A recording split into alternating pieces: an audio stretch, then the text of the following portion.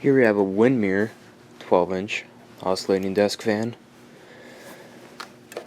Picked this up at a thrift store probably like a year or two ago, and just got around to cleaning and servicing this fan.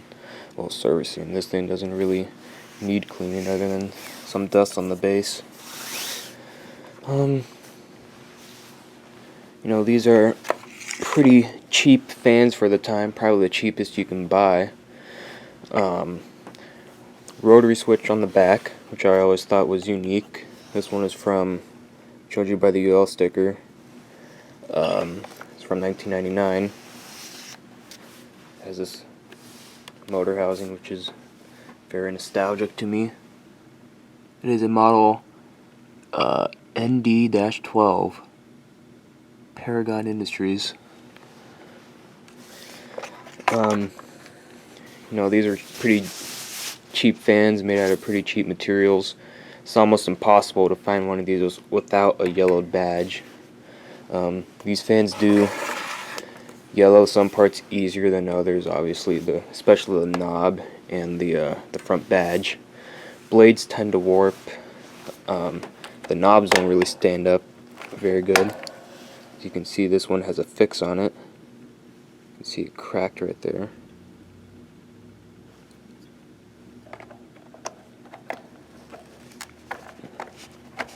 Someone definitely cleaned this fan out before I did, but other than some yellowing, it's in pretty good shape. Oscillators don't rarely work properly. Here's the bottom. It's missing one of the little rubber feet. Other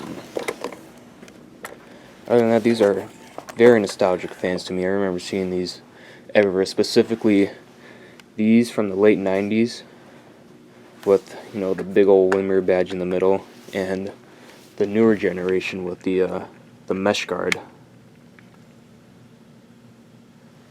Mainly the pedestal fans I have nostalgia to, like the 16-inch ones. My great-grandpa had a 16-inch version of these. Actually, it's still up there. It needs a lot of work done to it, but other interesting things, these have pretty dense guards to them, compared to other 90s fans like Lasco at the time.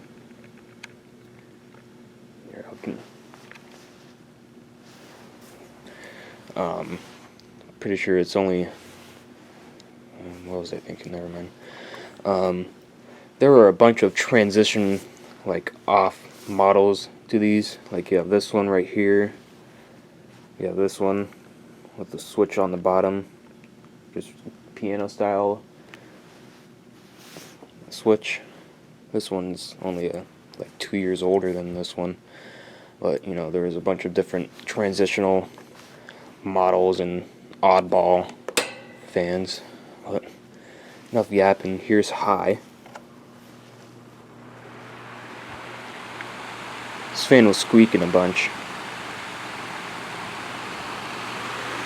Blade on this is a little bit warped. It's not the worst I've seen.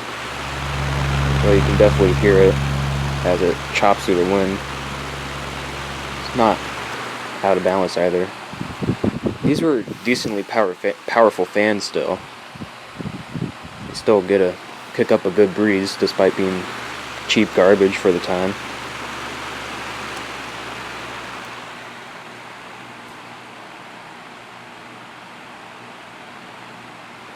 I always thought that it was weird how they use these obnoxiously large badges, but I mean, they're the same size as a normal badge, like, these, but these don't have any vents in the middle. I always thought that it just looks a lot like it takes up a lot more of the front guard. It's low.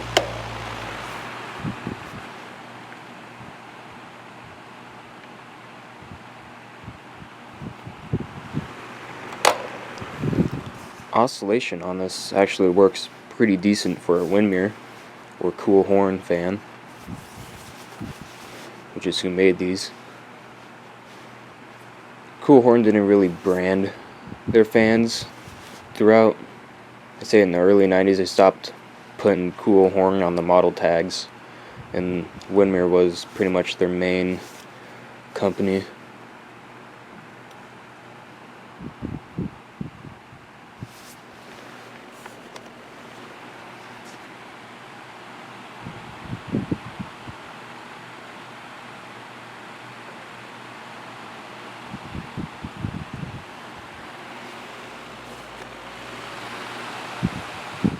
I don't like how the switch is on the back, because it's like, you know, it's a lot easier if it's right here, especially if it's on, like on top of a fridge, for example. It's a lot easier to reach the switch here instead of reaching all the way back here to turn the fan on and off. But then again, it's very nostalgic to me how the switch and oscillator is put together.